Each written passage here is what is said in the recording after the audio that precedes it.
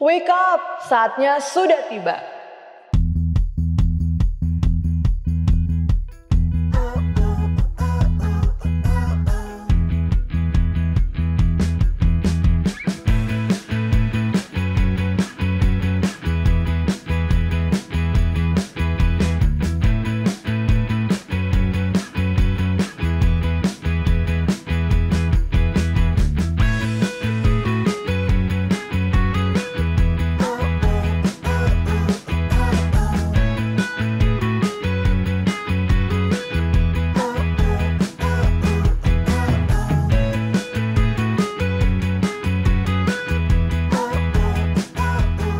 Aku mau cerita, mau spill the tea nih. Apa tuh? Kemarin tuh aku sempet bingung banget di sekolah. Bingung kenapa? Nah, jadi kan ada nih geng anak-anak sekolah. Biasa ngajakin aku bolos nih ke mall untuk nonton bioskop. Di satu sisi, aku juga pengen kelihatan keren sih. Tapi aku juga ingat ada teman-teman aku yang ngajakin untuk belajar bareng. Nah, kan aku jadi dilema banget. Iya sih, itu pilihannya berat sih. Aku kalau jadi kamu juga gak tahu mau pilih yang mana. Tapi kamu akhirnya pilih apa, Sam? Jadi akhirnya aku duduk di taman sekolah. Terus aku berdoa. Aku bilang, Tuhan, aku mau pilih yang Engkau kehendaki. Ya udah, aku udah putusin untuk ikut kelompok belajar. Memang gak gampang, tapi entah kenapa hatiku itu kayak lebih merasa lega. Wah, pilihan kamu bener-bener yang paling bener deh. Keren banget. Iya bener banget, aku jadi kepikiran ternyata keputusan sekecil apapun yang kita pilih itu bisa berpengaruh besar ya untuk kedepannya. Iya, sama seperti Yesus di Getsemani. Dia itu juga harus mengambil keputusan yang sangat berat, tetapi dia tetap memilih untuk ikut kehendak Bapanya. Keputusan Yesus itu menuntunkan keselamatan seluruh dunia, seperti di pelajaran kita. Pelajaran kita yang ke-6 berjudul Pilihan. Pas banget ya. Iya, Pilihan. itu pilihanku. Jadi buat teman-teman yang belum punya buku Sekolah Sahabat Cornerstone, kalian bisa komen ataupun hubungi call center Hope Channel Indonesia yang ada di bawah ini. Nah, sebelum kita masuk ke dalam pelajarannya, bagi teman-teman juga yang belum punya bukunya, boleh banget dibuka Alkitabnya yang terdapat di Markus 14 ayat 32 sampai 42. Kita masuk ke dalam pelajaran ya. Lalu sampailah Yesus dan murid-muridnya ke suatu tempat yang bernama Getsemani. Kata Yesus kepada murid-muridnya, "Duduklah di sini sementara aku berdoa." Dan ia membawa Petrus, Yakobus, dan Yohanes sertanya. Ia sangat takut dan gentar. Lalu katanya kepada mereka, "Hatiku sangat sedih seperti mau mati rasanya. Tinggallah di sini dan berjaga-jagalah." Ia maju sedikit, merebahkan diri ke tanah dan berdoa supaya sekiranya mungkin saat itu lalu daripadanya. Katanya, ya Aba, ya Bapa, tidak ada yang mustahil bagimu. Ambillah cawan ini daripadaku, tetapi janganlah apa yang aku kehendaki, melainkan apa yang kau kehendaki. Setelah itu, ia datang kembali dan mendapati ketiganya sedang tidur. Dan ia berkata kepada Petrus, "Simon, sedang tidurkah engkau? Tidakkah engkau sanggup berjaga-jaga 1 jam? Berjaga-jagalah dan berdoalah, supaya kamu jangan jatuh ke dalam pencobaan. Roh memang penurut, tetapi daging lemah." Lalu ia pergi lagi dan mengucapkan doa yang itu juga. Dan ketika ia kembali pula, ia mendapati mereka sedang tidur. Sebab mata mereka sudah berat dan mereka tidak tahu jawab apa yang harus mereka berikan kepadanya. Kemudian ia kembali untuk ketiga kalinya dan berkata kepada mereka, "Tidurlah sekarang dan istirahatlah. Cukuplah. Saatnya sudah tiba. Lihat anak manusia diserahkan ke tangan orang-orang berdosa. Bangunlah, marilah kita pergi. Dia yang menyerahkan aku sudah dekat." Nah, jadi dari cerita yang kita udah baca ini aku simpulin ya. Jadi pada saat itu Yesus sedang berada di Taman Getsemani. Lalu dia sedang berdoa karena dia sedih dan takut. Dia berdoa kepada Bapa. Dia minta kalau bisa penderitaan itu dijauhkan daripadanya. Tetapi tetap saja Yesus rela untuk ikut kehendak Allah. Sementara itu, murid-murid yang seharusnya berjaga malah ketiduran. Yesus menegur mereka dan berkata bahwa iman mereka harus kuat. Walaupun tubuh sering lemah, akhirnya Yesus bilang kalau waktunya sudah tiba. Pengkhianat yang akan menyerahkan dia sudah datang. Nah, jadi guys, ini lanjutan dari pelajaran yang kelima tentang Yudas itu ya. Jadi pada saat ini Yesus sedang berdoa di Taman Getsemani. Gitu guys. Tapi sebelum kita mendalami lagi materinya, kita harus dengerin dulu nih Profesor Corner dalam segmen Apakah Kamu Tahu? Apakah kamu tahu? Di Taman Getsemani, Injil Lukas mencatat bahwa Yesus merasa sangat ketakutan dan berdoa dengan lebih sungguh-sungguh lagi. Dalam bahasa Yunani, kata yang digunakan untuk ketakutan memiliki makna yang lebih dalam.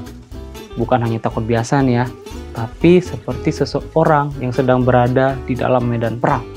Orang Yunani zaman dulu memakai kata ini untuk menggambarkan perasaan yang sangat kuat.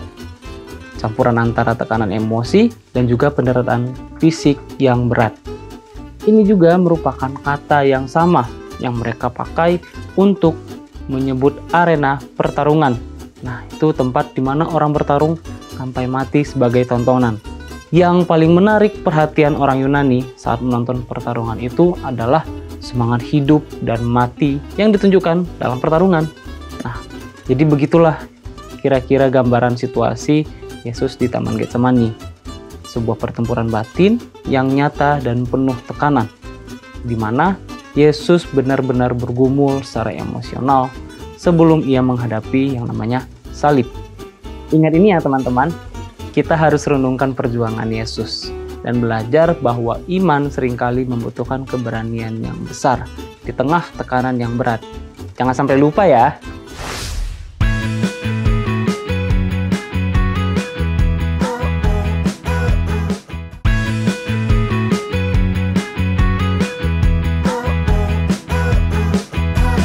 Kembali lagi ke Cornerstone Connection. Program ini hadir untuk membimbing kamu mempelajari Alkitab lebih dalam lagi. Sekarang kita sudah dengan Pendeta Benny Tambunan. Shalom, Shalom Pendeta. Pendeta, apa kabar? Aman-aman ya, baik-baik. Puji Baik, Tuhan. Pendeta, Tuhan. puji Tuhan. Jadi Pak Pen, kita udah membaca nih sekilas tentang pilihan di pelajaran Sabat ke-6. Nah, ayat intinya tuh ada terdapat di Markus 14 ayat 35 dan 36. Ia maju sedikit, merebahkan diri ke tanah dan berdoa supaya sekiranya mungkin saat itu lalu daripadanya. Katanya, "Ya Aba, ya Bapa, tidak ada yang mustahil bagimu. Ambillah cawan ini daripadaku, tetapi janganlah apa yang aku kehendaki, melainkan apa yang engkau kehendaki." Nah, Pendeta, jadi kan tadi kita udah baca ya materi Sabat ke-6 ini. Kita juga udah siapin pertanyaan-pertanyaan nih. Siapa yang mau bertanya duluan? Nah, jadi dari kembali lagi ke ayat inti nih, Pak Pen. Di sini kan doa Yesus kayak terasa berat banget ya. Ini doa yang mungkin paling sulit untuk didoakan. Karena di sini dibilang, janganlah apa yang aku kehendaki, melainkan apa yang engkau kehendaki. Terus Yesus bilang, ambillah cawan ini daripadaku. Apa sih Pak Pen artinya cawan dalam doa Yesus ini? Apakah ini benar-benar berat ya, Pendeta? Dan kenapa Yesus itu seperti mau mundur dari tugasnya? Iya, ini kan saat-saat terakhir Yesus di dunia ini dalam perjalanannya, kemudian dia di Taman Getsemani itu, kemudian dia berdoa. Ya. Pernah berdoa dengan, gitu, pernah gak sih berdoa? Rasanya sih mungkin, cuman kayak mungkin nggak setekun itu. Iya, jadi Yesus berdoa itu kan dengan beban yang dia rasakan bahwa ini berat ya pundaknya. Ya, beban yang dia rasakan ini sangat berat dengan segala sesuatu yang harus dia tanggung. Ya. Tapi dia harus tanggung kan. Itu kalau enggak ya kita tidak akan bisa selamat juga kan. Yeah. Jadi dengan kematian Yesus kita bisa diselamatkan, kematian dia bangkit, maka kita juga bisa diselamatkan. Tapi kalau merasakan beban yang begitu berat itu, kemudian kita rasakan sesuatu yang luar biasa dalam tekanan yang sangat itu, orang zaman sekarang ini sebutkan dengan kadang-kala sampai stres berat gitu ya, mikirin apa semuanya. Ini kan dalam doanya dia sampai katakan, Tuhan nih kalau boleh janganlah gitu ya, janganlah penderitaan ini janganlah gitu ya. cawan itu lambang pada penderitaan, ya. Dia minta supaya kalau boleh jangan ke saya nih, gitu ya. Tapi kalau dia tidak menanggung, ya manusia akan mati terus dalam dosa. Tidak akan ada kebangkitan, tidak akan ada penebusan. Jadi dia menyerahkan segala satunya itu dengan beban yang begitu berat itu, ya. Tapi dia juga siap untuk menanggungnya. Itu sebabnya kalimat yang akhir katakan, kehendak Tuhanlah yang jadi, gitu ya. Kehendak Tuhan yang jadi, bukan kehendak saya. Ya. Beban-beban seperti itu bisa kita rasakan kalau kita dalam keadaan apa ya? Kalau dulu mungkin ada ulangan-ulangan nasional itu. Sekarang juga ada Pak Pet. Tapi kan udah lebih mudah tahun ini ya. Oh iya. Tahun lalu kan sampai orang tuanya juga Ikut puasa, stres. berdoa, ikut semuanya, sekolah juga bikin puasa, berdoa.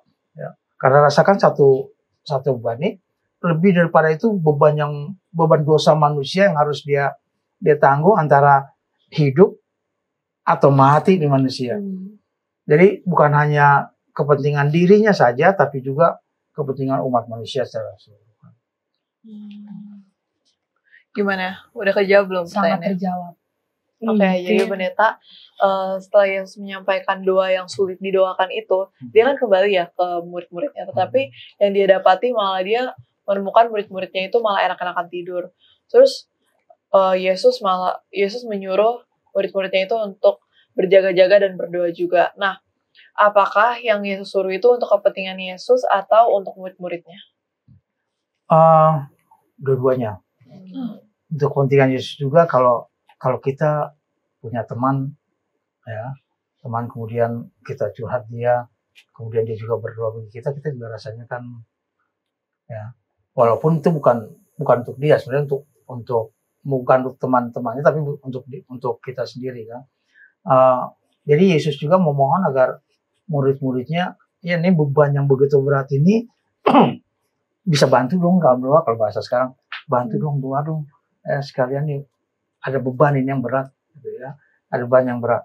Tapi pada waktu dia datang kembali, murid-muridnya malah tidur lagi, gitu ya. Kalian pernah rasakan yang ngantuk banget tapi disuruh bangun atau harus bangun? Pernah.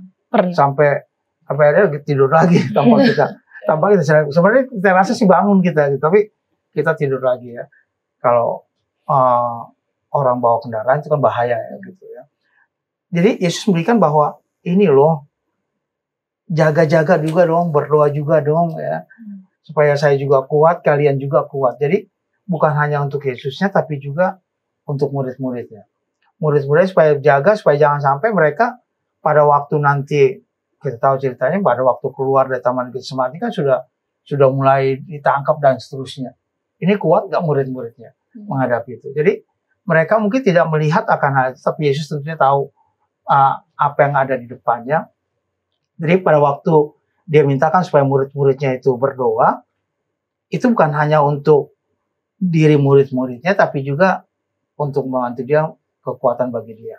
Jadi kalau kita lihat teman kita berdoa untuk kita juga kuat, ya. Udah, teman juga berdoa. Ya. Jadi itu hal yang dilakukan oleh Yesus pada waktu itu agar kekuatan itu bisa dia dapatkan, juga murid-muridnya bisa dapatkan. Tapi yang terjadi kan murid-murid tetap tidur lagi ya. Tidur lagi.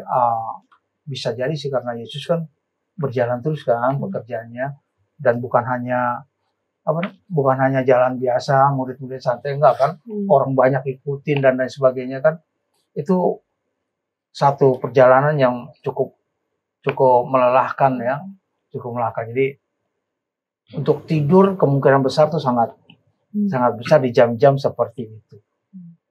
Oke, makasih pendeta. Nah pendeta, kalau Yesus saja nih di Taman Getsemani harus memilih pilihan yang sangat berat, sama kayak tadi ceritanya Kak Samantha, dia harus memilih pilihan antara ikut ke bioskop atau belajar bersama teman-temannya. Tapi puji Tuhan, Samantha mau memilih pilihan yang tepat. Tapi pendeta, bagi kita ini sebenarnya berat. Tapi gimana caranya kita sebagai remaja bisa berani memilih pilihan yang benar, Walau kadang kita tuh bisa dianggap sama orang lain kalau kita tuh nggak asik, atau sama teman-teman kayak kita jadinya nggak keren karena nggak ngikut mereka pendeta. Kita kan mengetahui apa yang terbaik bagi diri kita. Itu dulu. Jadi kita tidak akan bisa terpengaruh dengan segala sesuatu. Ya, walaupun ada pilihan A, B, C, D, atau mungkin hanya A, B gitu ya. Tapi ya kita tahu mana yang terbaik yang harus kita pilih. Ya, kita baik. Pengaruh daripada lingkungan, pengaruh daripada teman dan lain sebagainya ada. Tapi jangan lupa kita juga bisa mempengaruhi mereka. Ya, bisa jadi ada batal lah daripada dia nggak ikut, ada kan pengaruh kita. Kalau kita memang tetap pada prinsip kita pertama bahwa itu nggak bagus tuh, ya. Itu pilihan yang tidak baik. Kita sini aja yuk, kegiatan ini lebih ini. Mungkin mereka akan ikut. Jadi kita justru membawa satu hal yang membawa teman-teman kita itu dengan lebih baik lagi. Jadi tergantung kita mau milih yang mana. Sama pelajaran kita juga kan pilihan itu terjadi untuk Yesus di Taman Getsemani, juga murid-muridnya pilih mana. Ya, ikut menanggung beban untuk keluar daripadanya atau memang melepasnya. Di pelajaran kita menyinggung juga dengan Taman Eden. Jadi ada dua taman, Taman Eden dan Taman Getsemani. Taman Eden pilihan Adam dan Hawa, pilihan yang kurang tepat. Ya. Tapi di Taman Getsemani, pelajaran kita katakan Yesus memilih pilihan yang tepat.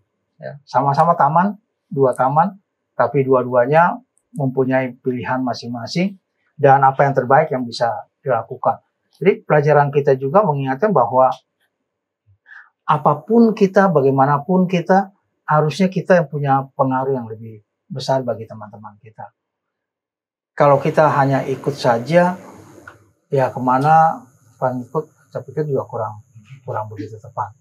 Ya. Ada kalaupun selama ini kita ikut, tapi ada saatnya kita harus katakan enggak.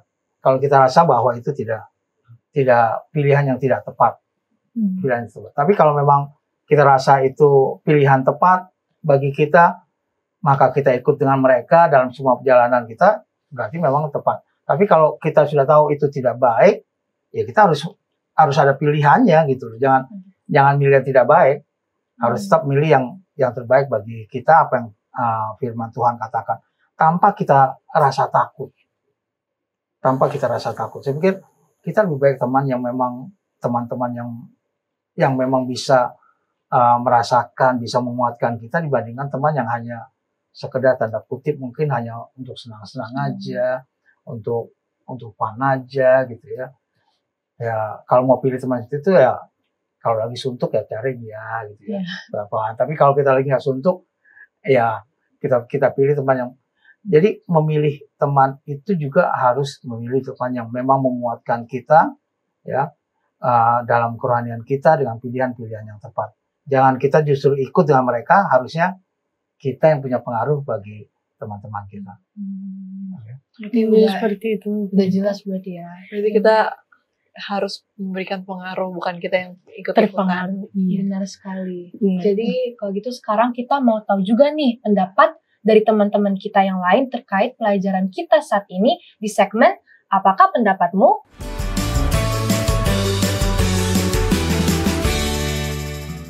Kenalkan, nama saya Louis Ruth, saya dari kelas 10-2, saya dari perguruan Advent Salemba. Perkenalkan, nama saya Julini Zinggres dari 10-3 SMA Perguruan Advent Salemba. Oke, perkenalkan nama saya Fristo Timothy dari perguruan Advent Salemba, kelas 10-2. Perkenalkan, nama saya Alexander Abraham Tobias Larson dari kelas 10-2, berasal dari SMA Perguruan Advent Salemba. Perkenalkan, nama saya Leonard Cristiano Sorrento dari kelas 10-1 SMA Perguruan Advent Salemba. Nama saya Safiolan Putra Matindas, kelas 10-2 dan asal sekolah Salemba.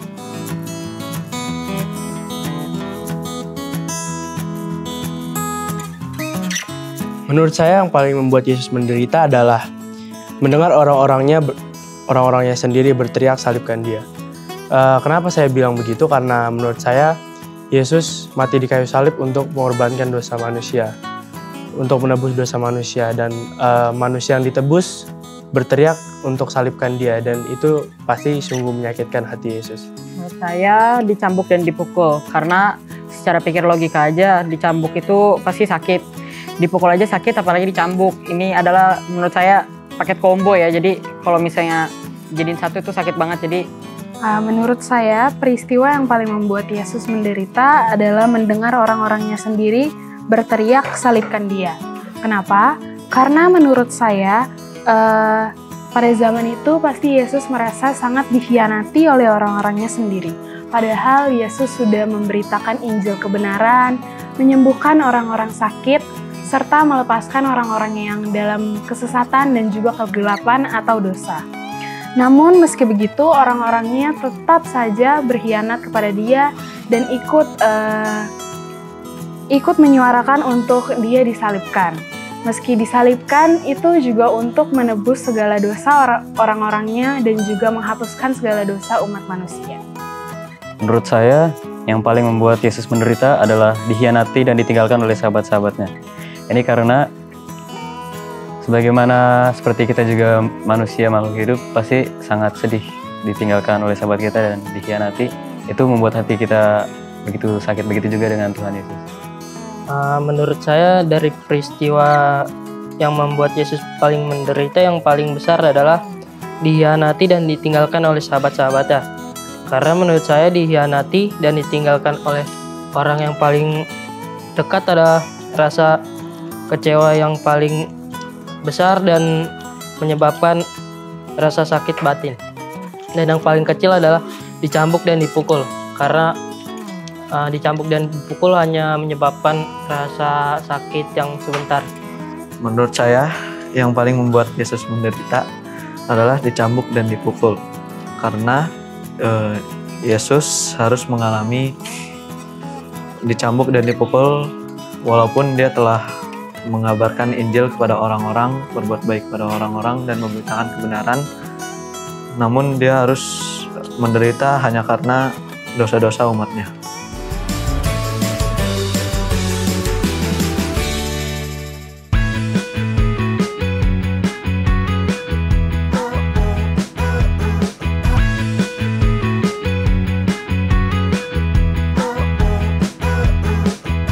Kembali lagi di Cornerstone Connection. Nah, tadi kita udah dengerin pendapat dari teman-teman kita. Sekarang waktunya kita juga mau dengerin nih pendapat dari kalian semua. Apa sih menurut kalian yang paling membuat Yesus menderita? Di mana aku? Kalau menurut aku yang paling membuat Yesus itu menderita, dikhianati dan ditinggalkan oleh sahabat-sahabatnya. Karena kalau perasaan sakit dari hati itu lebih kena nggak sih daripada perasaan sakit fisik kalau menurut aku. Gimana sekali. Mungkin kalau aku saat Yesus memilih untuk menerima penderitaan dan menanggung dosa di Getsemani, karena jelas saja Yesus itu kita tahu kayak orangnya mulia, maha tinggi, tapi pas dia turun ke bumi dia tuh harus menanggung semua dosa, dia harus menanggung semua penderitaan. Mungkin terasa berat dan itu mungkin yang membuat Yesus menderita. Oke, kalau kayak gitu pengen kalian, kalau pengen aku itu dicambuk dan dipukul. Itu mungkin langsung ke fisik ya. Jadi kayak tapi itu juga sakit. Sakit sih kalau kita bayangin Kerasa seberapa kerasnya itu dicambuk gitu. Kalau menurut pendeta gimana pendeta? Iya, kalau Yesus mungkin merasakannya ini bahasa kita nih ya. Ini saya sudah di sini, kok kayaknya ditinggalin gitu. Ya, kemana lah Bapak? Kenapa nggak ada bantuan dan lain sebagainya. Dan merasakan bahwa seakan-akan Allah itu begitu jauh dari dia pada waktu dia menderita. Berarti ya sama-sama menderita. Begitu juga berarti ya. Nah, pendeta, karena kita sudah di ujung dari pelajaran ke-6 ini, boleh minta kesimpulan dari pendeta? Baik, kesimpulan pelajaran kita yang ke-6 mengenai pilihan. Dalam segala aspek kehidupan kita, kita pasti harus memilih. Apakah memilih yang benar atau yang tidak benar? Apakah memilih yang baik atau tidak baik? Apa yang dipilih oleh Yesus, walaupun secara fisik, secara mental itu sangat sulit baginya, sangat berat baginya, tapi dia memilih adalah untuk menyelamatkan kita manusia dengan menderita dan mati tentunya di kayu salib. Dia memilih untuk keselamatan bagi masing-masing kita. Keselamatan yang sudah kita miliki itu, yang sudah diberikan oleh kematian Yesus di kayu salib itu, keselamatan yang sudah Yesus pilih demi kita, maka kita jangan menyia-nyiakan. Mari kita bersama-sama memilih Yesus dalam kehidupan kita untuk kita boleh hidup bersama-sama dengan Dia. Amin. Mungkin biar iman kita bisa jadi lebih kuat, mungkin Papen bisa mendoakan kita dan juga teman-teman yang sedang menonton Cornerstone. Baik, kita berdoa. Allah Bapa dalam surga, kami bersyukur karena waktu yang indah yang Tuhan berikan bagi kami. Kami bersyukur karena Tuhan mengingatkan kami untuk mempunyai satu pilihan dalam aspek kehidupan kami. Dalam semua pilihan-pilihan kami, kiranya Tuhan boleh bantu agar kami boleh memilih yang terbaik, berjalan bersama-sama dengan Tuhan, agar kami tidak salah memilih, dan pilihan kami itu merupakan satu kekuatan, dan iman kami pun akan bertumbuh karenanya.